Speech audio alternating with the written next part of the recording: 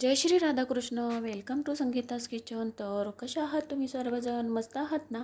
मस्तच राहा, चांगले चांगले पदार्थ बनवत राहा आणि खात राहा. तर हे पहा, तर आज मी छान अशी झणझणीत अशी मोड आलेल्या बिरड्याची भाजीची रेसिपी आज तुमच्यासोबत शेअर करणार आहे. तर त्यासाठी शेवग्याच्या शेंगा, दुधी, फरसबी, बटाटा, ही मिरची घेतलेली आहे आणि आपलं नेहमीचं वाटण आहे. टोमॅटो, कांदा, लसूण आणि खोबरे छान असे तेलावर परतून घ्यायचं आणि त्याचं छान असं वाटण करायचं.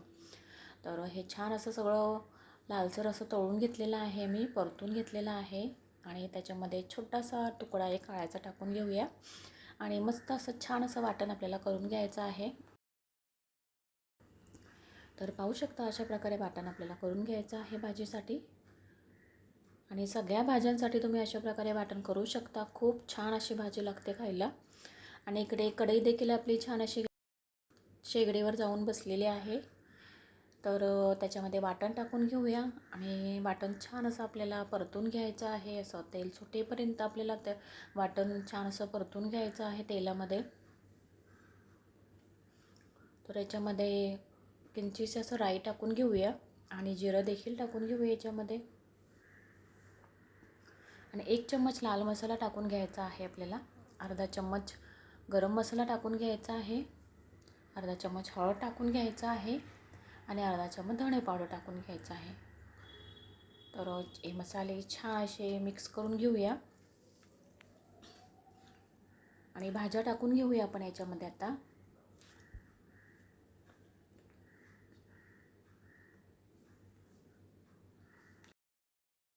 सगळ्या भाज्या आपण टाकून घेऊया याच्यामध्ये.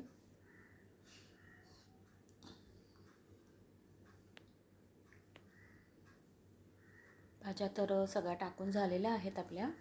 तर छान असं मिक्स करून घेऊया.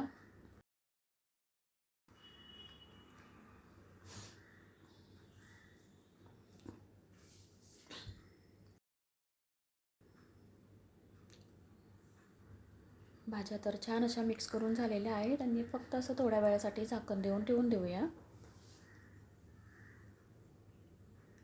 तर पाहू शकता छान असं आपल्या भाजीला तेल सुटलेलं आहे.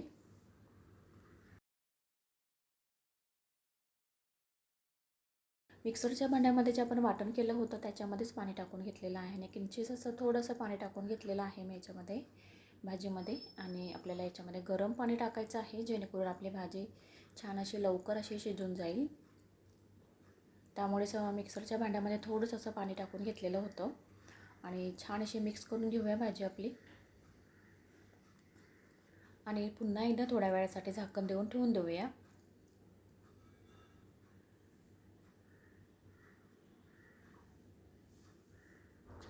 तर पाहू शकता थोड्या वेळाने छान अशी उकळी आलेली आहे आपल्या भाजीला.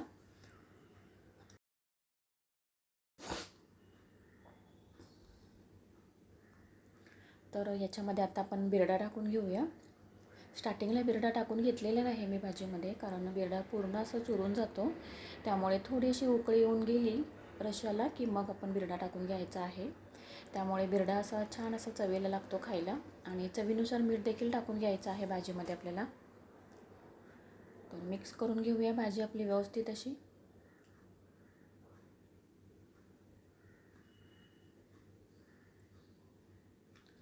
आणि थोड्या वेळासाठी झाकण देऊन ठेवून देऊया पुन्हा एकदा. तर थोडा वेळ झालेला आहे आणि पाहू शकता छान अशी उकळी आलेली आहे आपल्या भाजीला. तर याच्यामध्ये 1 चम्मच तांदळाचं पीठ टाकून घेऊया. तांदळाचं पीठ तसं ऑप्शनल आहे, तुम्हाला आवडत असेल तर तुम्ही टाकू शकता. आणि छान अशी भाजी मिक्स करून घेऊया आणि पाहू शकता छान अशी झणझणीत अशी बिरड्याची भाजी रेडी झालेली आहे खाण्यासाठी. तांदळाच्या भाकरीसोबत खाऊ शकता तुम्ही किंवा गरमागरम अशा भातासोबत देखील खाऊ शकता. माझी रेसिपी जर तुम्हाला आवडली असेल तर ट्राय तर तुम्ही नक्कीच करा. लाईक करा, शेअर करा, सबस्क्राईब करा. तर बाय बाय, भेटूया पुढच्या रेसिपीमध्ये.